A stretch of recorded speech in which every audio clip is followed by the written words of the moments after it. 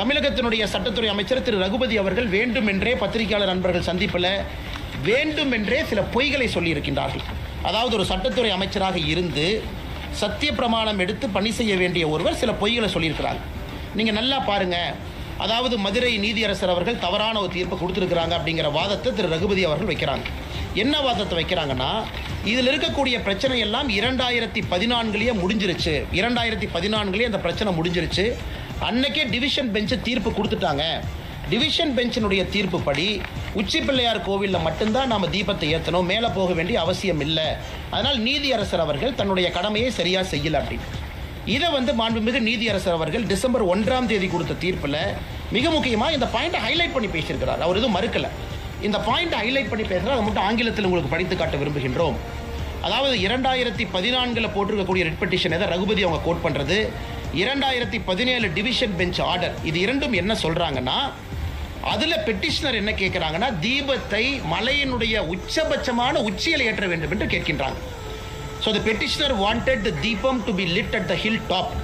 He further argued that lighting the lamp near Moksha Deepam is not in consonance with the scripture. The learned judge rightly rejected the request. அவர் 2014 தீர்ப்பை சரின்னு தான் சொல்றார். This was because the title over the hilltop has already been declared as vesting in the Muslim. மலையினுடைய உச்சி பகுதி top most part அது இஸ்லாமியர்களுக்கு சொந்தமானது என்கின்ற 1920 ஓஎஸ் தீர்ப்பை இருக்கு. A settled issue cannot be reopened அப்படிங்கிறார். நான் இந்த இஷ்யூவை திரும்ப ரீஓப்பன் பண்ணல. ஆனால் இன்னைக்கு பெட்டிஷனரை முன்னாடி என்ன கேட்குறாங்க, தீபத்தூணில் இதை ஏற்ற வேண்டும் என்று கேட்கின்றார்கள். தீபத்தூண் என்பது மலையினுடைய உச்சியில் இல்லை.